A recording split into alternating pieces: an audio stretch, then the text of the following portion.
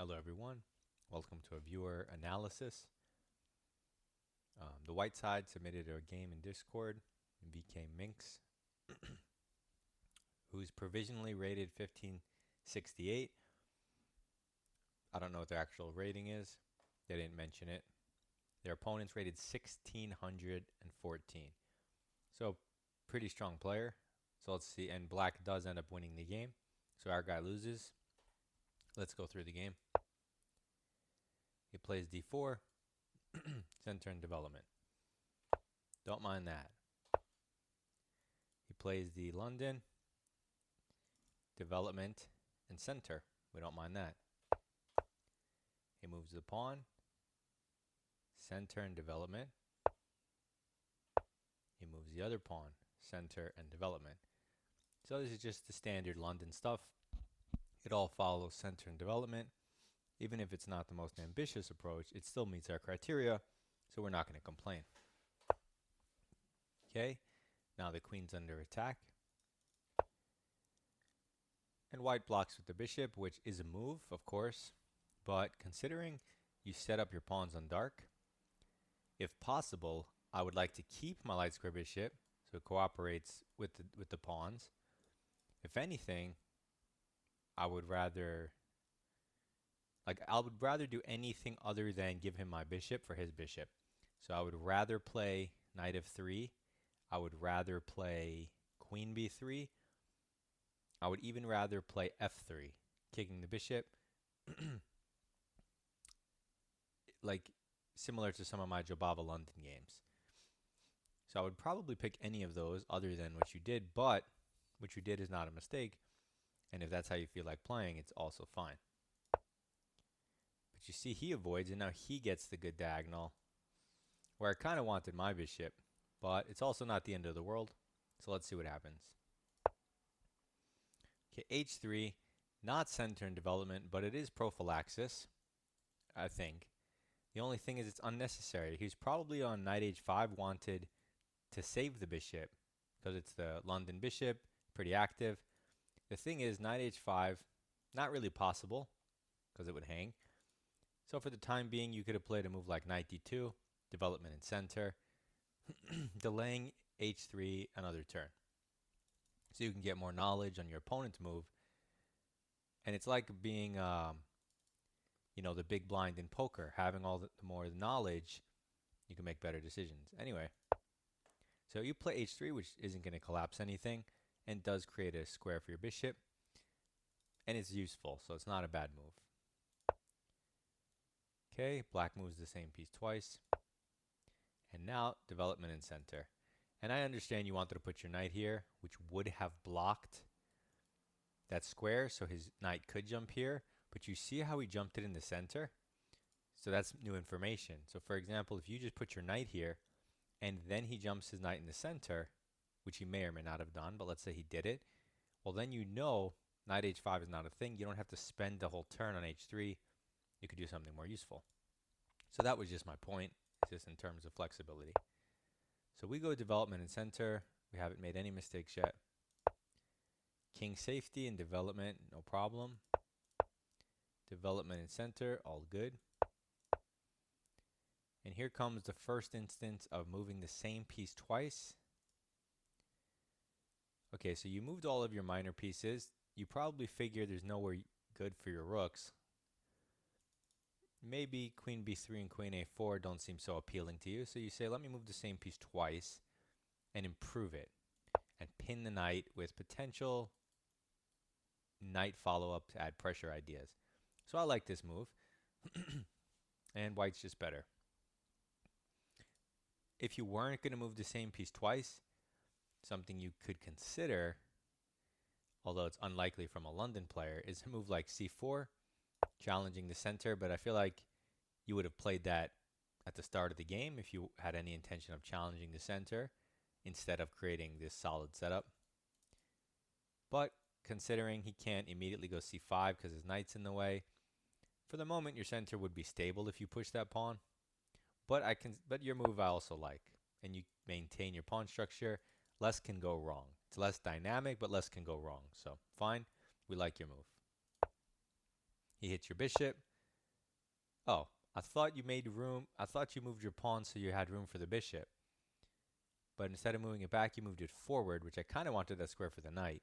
Maybe you're hoping he takes to put your knight here, but you also have to understand he's not forced to take, right? He could just castle, which protects the bishop and unpins the knight, so the knight could take if it wanted. So, I mean, it's totally a fine move, but I think bishop h2 made a little more sense. But it's whatever. Don't think about it too hard. I'll let you know when you need to think. So he takes and you take, and I don't know why he took. Oh, and another thing I should mention is your bishop on h2 is, has a lot of scope. But his bishop, not so much, unless he somehow breaks down your center, which is super solid on dark because it's the London. So your bishop's a lot better than his bishop, so I wouldn't trade it for that reason also. Anyway, we take back, which is forced. And now we have double attack here, which is nice. So he develops and defends. Okay.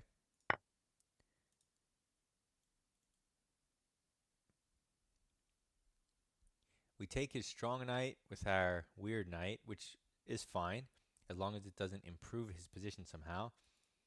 If he takes with the pawn, his position gets weaker, so that's not a problem. If he takes with the bishop, I mean, we could just kick that bishop. That's not a problem.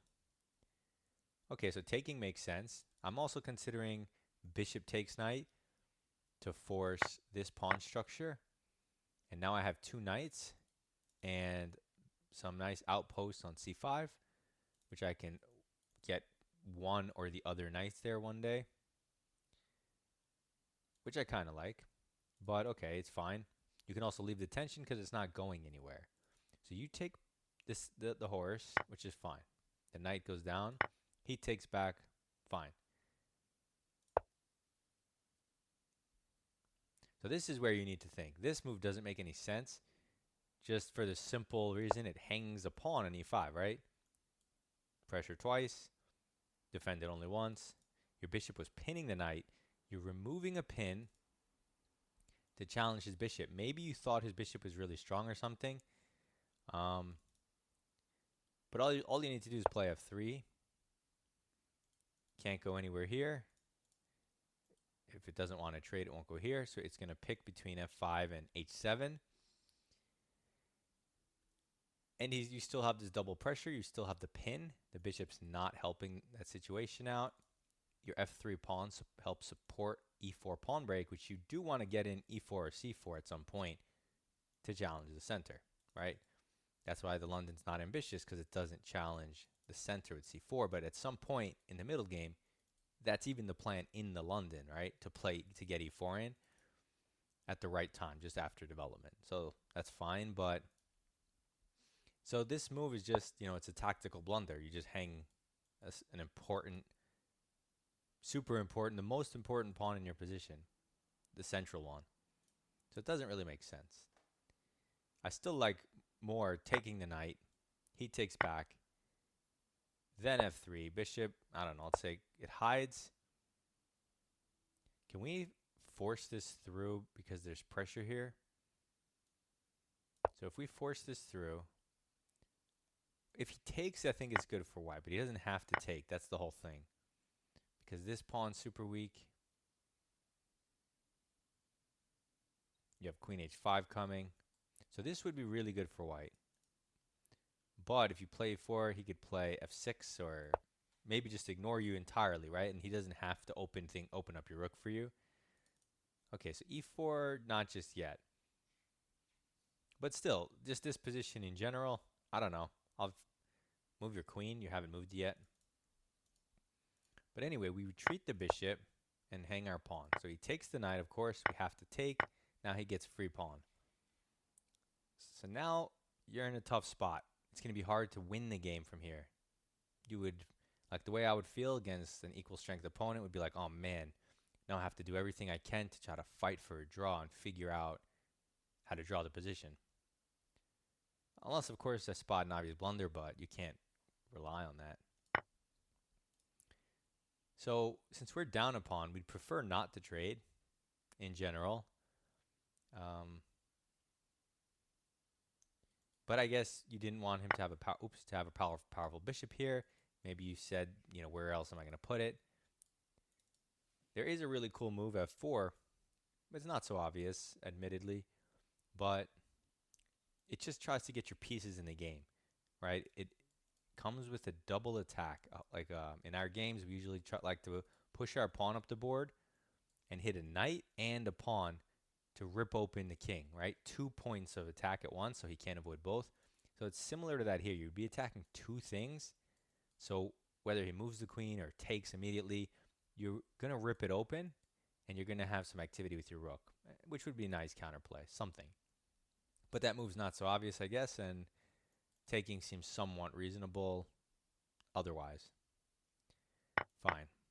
So we take, and now we really don't want to trade the queens yet. We want to try to somehow trick him and win a pawn to try to equalize material.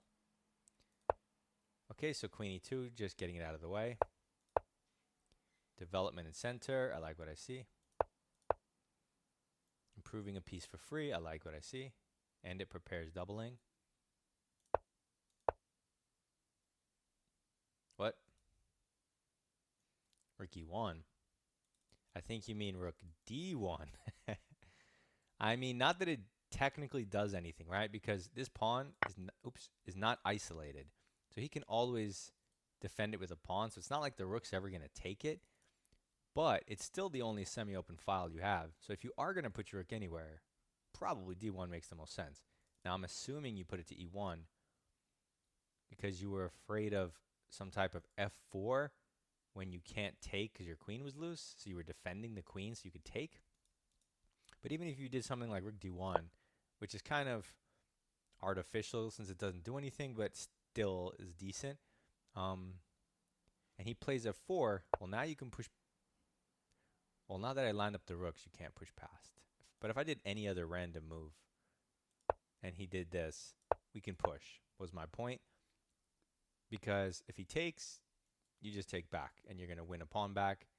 So my point was, you don't need to move your rook here specifically because of f4, because it was already taken care of. But I'm assuming that's why you did it, but maybe you had another reason. Oh, and as far as, I think I should mention, it's hard to find moves here for white because you're down a pawn. There's no, like, this isn't an isolated pawn. None of them are isolated. There's no clear weakness. There's no clear target. And since you're down material, there's no clear plan. So the only possible plan, other than moving your queen back and forth and waiting, is, okay, we're opposite side castles.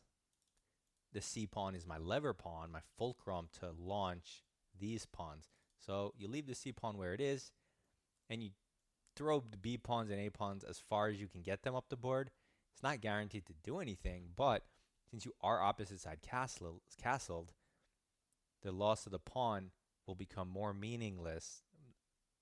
Yeah, the loss of the pawn will be more and more meaningless. It'll mean nothing as you're attacking each other's kings, right? Then it won't matter how many pawns are on the board. It'll be a tactical situation.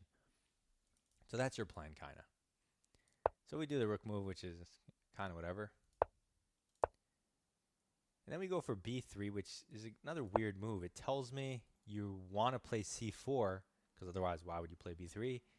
But you could play c4 right now, right? If he takes it, it's covered twice.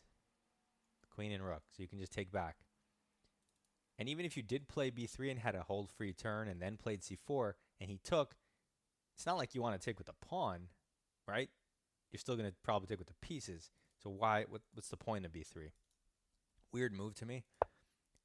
If you're going to play c4, just do it. But like I said, instead of playing c4 and opening the center, which is probably going to lead to easy trades for your opponent when he's up a pawn, I would try to keep this pawn here and just launch the other two pawns so that it's imbalanced. And instead of trading everything down the middle, we fight on opposite flanks. So that would just be my personal strategy. Engine says the top two moves at exactly the same eval are b4 and c4. I just think humanly, b4 is the only real move. But anyway, but that's without calculating. So Okay, he just does that. Weird. Yeah, and we play c4, which is, I guess, consistent. That's one good thing. But it didn't need to be prepared. And because it's opposite side castling, time is of the essence. So you really don't want to be making extra pawn moves. This guy just defends. Okay. Now we collapse the center and open up a line towards his king. So we like this. He takes back. He says, okay, at least I'll have the c-pawn blocking my king. Let's get some trades in.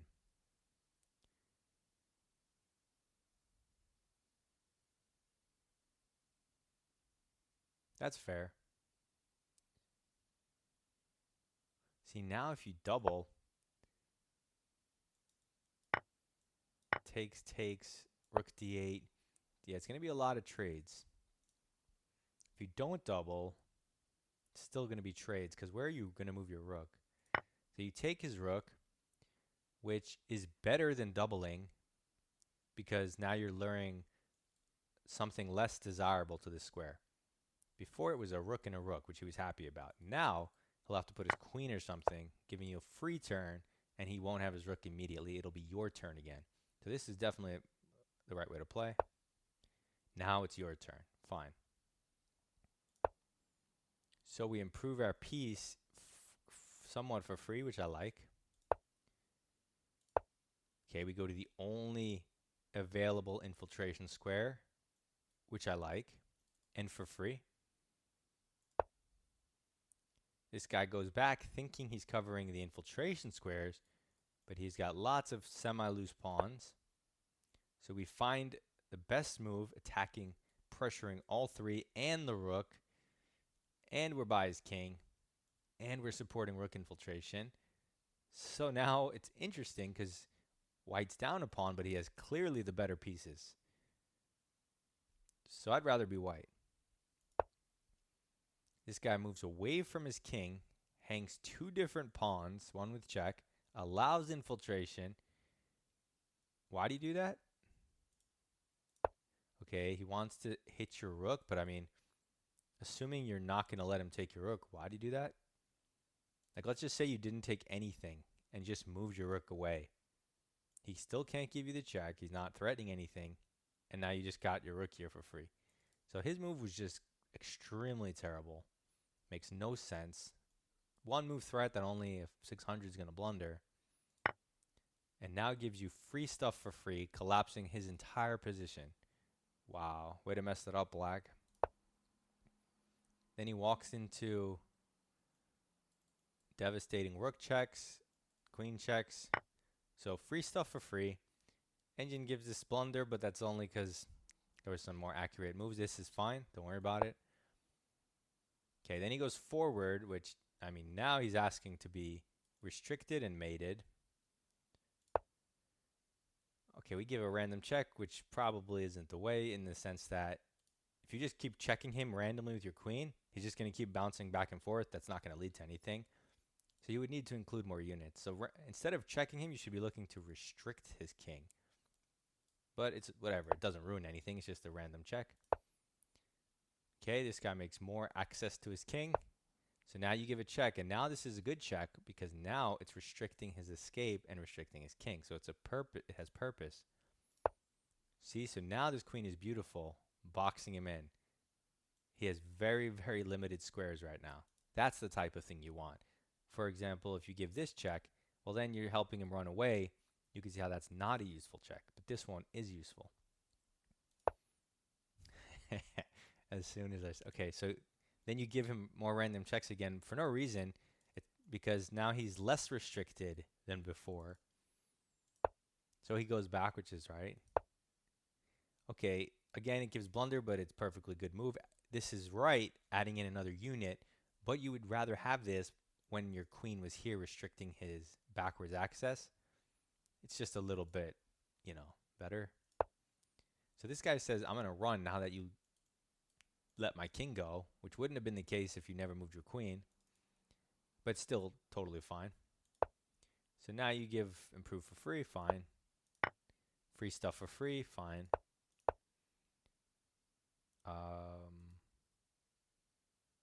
I don't know, just random queen move, I guess. I have no idea what that's about. But it's, I mean, at this point, you're up 2 pawns with the more active pieces. What's his queen doing? Okay, so you were defending the rook. I mean, it makes more sense to get your rook in. The rook defends the square, and you're going to set up mate threats in a second. So that's way more, it makes way more sense than defending your rook, and now your rook can't get in because your queen's in the way. I don't really like it, but whatever, it doesn't collapse anything. Okay, so we're trying to force a queen trade because we know we're up 2 pawns. I mean, you have to assume he's not going to go for it. And his queen has plenty of reasonable squares to go to. So unless you're setting up for something else, like, oh, after he avoids it, I'm going to go boom, boom. If you're not setting anything else up, it's just kind of not a good move. Like, try to find something more useful. Like, I don't know, rook d here, at least you bring in a piece, you hit something, and then if he defends it, then you can try to, like, I don't know, rook here or queen here, try to force the trade so that he can't escape, or try to do it with a different threat, or try to just like move to the side and bring it in and go for checkmate. You know what I mean? But there's nothing wrong with going for this. You just have to know he's not going to do it, which he doesn't, of course. Okay, so you're just kind of poking and prodding, which is fine, but in effect should have no effect because, again, you're not creating another threat. You go here, he's just going to defend. Oh, you're poking and prodding, seeing if he'll make a mistake. There's nothing wrong with that. I'm just saying there are more accurate ways to go about it. If you had the time, which you only have 2 minutes here, so you kind of don't have the time. So this is fine, but you can only do this so much, right? Because once he goes back, you're not going to keep repeating, right? So now you have to find a different plan, which you could have tried from the start. So we move up, we make a 1-move threat, look here. But notice in all these moves, you're not letting your rook in the game. You got to get these guys off of the same file. Because unless you're going here next, which clearly doesn't work because he has 2 pieces, you don't want this construction. You want the lateral battery, not the vertical one. Okay, so we attack a pawn. We have to assume he's going to defend it. Now we switch it up. You see, finally, we say, okay, we're going to get the rook in and threaten checkmate. And even then, since his queen's in front of his rook, you would want your queen in front of your rook. Like now it'll be rook first and then queen. But queen first is better so that when he goes to defend with his queen, you're forcing the trade, right? But if your rook's here and he brings his queen over, you didn't force any queen trade. A small nuance. So you come in, you threaten mate in 1. You see now if your queen was here, you could take. Why'd you move your rook again?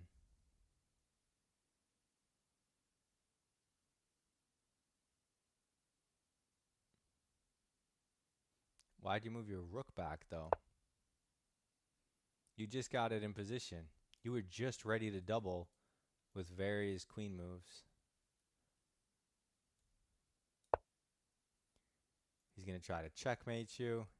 You don't have the pressure. I mean, I guess it doesn't do anything, but neither does moving your rook back, I feel like. Anyway, I guess it doesn't spoil anything. But what about taking this pawn? Do we take this? If we take with the queen, we're forcing queen takes, we lose material. If we take with the rook, we get a pawn, he gets a rook, we get a rook, and more stuff. So that's winning. If we go here and he doesn't take, and he moves his queen anywhere, we have discovered checks, just winning the game. So you could take this pawn. So that's a missed tactic. But you had less than 2 minutes, so I could see you missing that. You tried to just keep it safe, which is fine. I'm still hesitant to keep this battery, but at least now your rook's in front. So it makes a lot more sense. And it's also on the 7th, so it's already in position. Okay, he's going for the cheeky mates. I mean, checks. We stop it. Fine. Now we force a rook trade. That's some progress. We like this. He gives a random check. Random check. Are you You could push these pawns, I'm sure, at some point. But okay, if we go back, and is he not gonna... He gave you a check, you moved away. He gave you a check, you moved away. Why didn't he repeat? Hello? He goes the other way and gives you the trade. He should at least have tried the repetition to see what you were going to do. But anyway, you get the rooks off, but now he still has a queen. He's going to try to perpetual you, and you're up these 2 pawns. If it's auto winning without queens, so his queen's going to be annoying. So you start with the push of a pawn, which if this was a king and pawn endgame would be the exact correct thing to do. But considering the queens are still on the board, I think it's more important to get your queen in the best possible position first. What's that?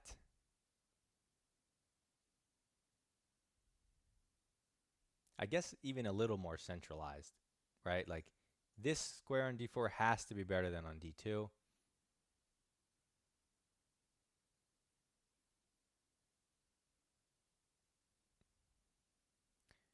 But you are worried about these checks. It's a little weird. You only had 46 seconds, and you do want to be somewhat careful. I wonder if you just cover the diagonal then, and he gives you this one check and you move, and he can't check you again. He'll have to hunt your pawns. At the very least, you guarantee yourself a perpetual. Maybe you can check him and win stuff. But this is all nuanced. You have 46 seconds, so you push your pawn. You defend it with your queen, which is a little weird when queen d5 is available, but again, you have 44 seconds. And queen d5 is a good move because it centralizes like I wanted to do. Threatens the pawn, defends 2 pawns, threatens checks. Good move. We go more passive. I don't know what he does. And we create this pawn chain. Now, you have to be very careful making this pawn chain because moving this f pawn gives him lots of future counterplay that he would not otherwise have. So I don't recommend this pawn push because of the weaknesses it creates around the king. You're currently covered, and it's currently not a big deal, but I still don't recommend starting with that when you have, I don't know, any other move. Like I still want to go here and here. Okay, this guy moves his king for no reason. Now we try to improve our queen since our pawn's protected, but I'm not sure to what end. Random check. Again, this move kind of screams out, but you have 30 seconds now. So a bunch of random checks. And now we force the queen trade and we give him a pawn. So we give back one of our 2 pawns. We have 1 remaining, but his king is centralized. Our king is not. However, what's the benefit of a passed pawn is it can run on its own. You don't need your king to help it, except to create the passed pawn. But once it's passed, it runs by itself. So it's not the biggest deal your king's not active because you don't really need it to go far to create a passed pawn. You need it to go 1 square, f2. Why? Because in order to create the passed pawn, you have to look at your potential passer, which is the f guy. You can't push the f guy unless he's supported with the g guy. You can't push the g guy until your king supports that square. But that's it. Your king needs to go 1. It doesn't need to go 1, 2, 3, 4, 5, eat this guy, and then start pushing. It only needs to go 1, and you can start pushing. So you're still completely winning, even though his king looks super active, right? And you can count, right? If you're not sure, you have 43 seconds. You quickly go 1, 2, 3, 4, 5, 6.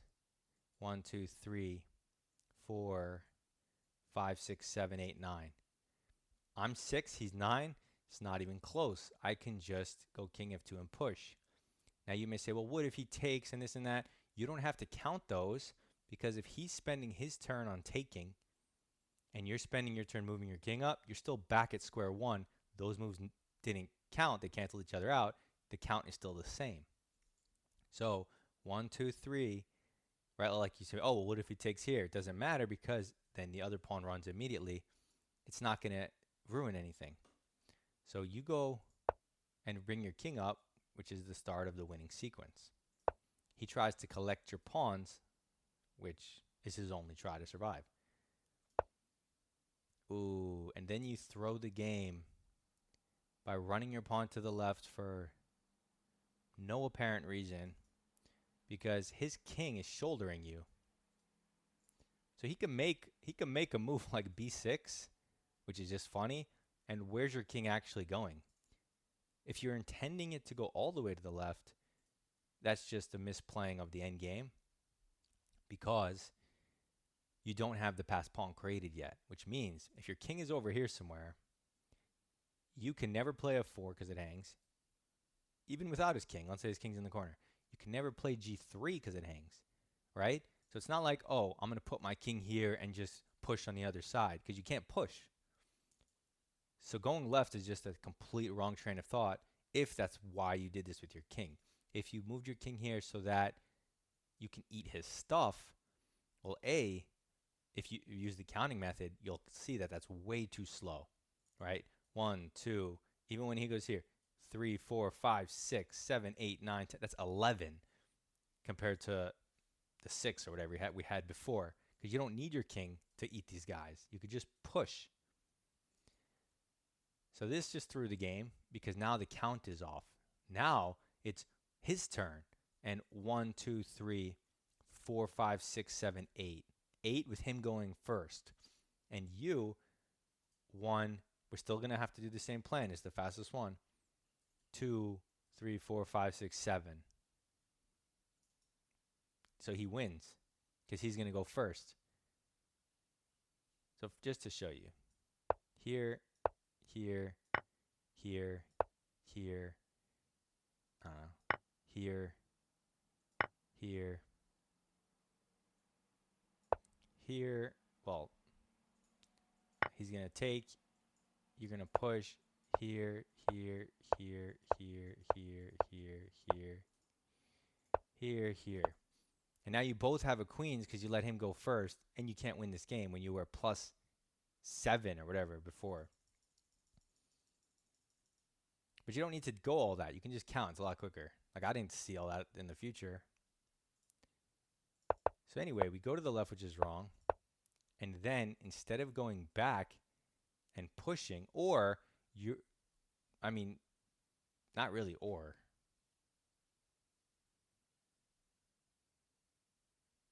Yeah, now we're just going to get the queens at the exact same time because we messed up our count. We wasted a king move and gave him king moves, so it balanced out the scales. Unfortunate. So you go up, which technically you're still getting the queen at the same time. He takes. Wait, why are you moving your king, though? And not the pawns. You see, this wastes way too much time. That's why you needed your king here to push your pawns. You're going around to eat them, which is just infinitely slower. So it's just some endgame knowledge. You need to just realize that these are the 2 pawns you were supposed to push, and you just needed your king here to support the first one. And if he ever takes, your king would then support the next one. So that's all it really is a bit of endgame knowledge. This is way too slow, way too slow, way too slow. 1, 2, 3, 4. It's his turn. So that means he's going to be 3 away, and you'll still be 4 away after your move. So he gets the queen first, and you're not even close to in time. Ends with some randomness. He gets another queen. So overall, a good game. Pretty strong opening, followed by blundering a pawn, which kind of threw your game into a tailspin. But then this guy gave you too much activity, which likely should have ended in like it was very drawish until he gave you the queen trade here, and then you were winning again. But all you had to do was move the g pawn 1 or 2. You can do it 2 because if he en passant, it's the same thing as doing it 1. And if he doesn't en passant, and I don't know, keeps going for your pawns, you can just push this one without your king now. And either it's going to keep running or this one's going to run. So the whole point was you needed to get your G pawn going so that you can get your F pawn going. That's the knowledge you were missing from this game. Calculation, loss of a pawn, you could always fix that. The piece of knowledge that you should take out is the endgame knowledge. That will make you actually stronger. This concept, potential passer, find a way to push it, and the counting method in an endgame. Good luck in your chess. Thank you for the submission, and goodbye.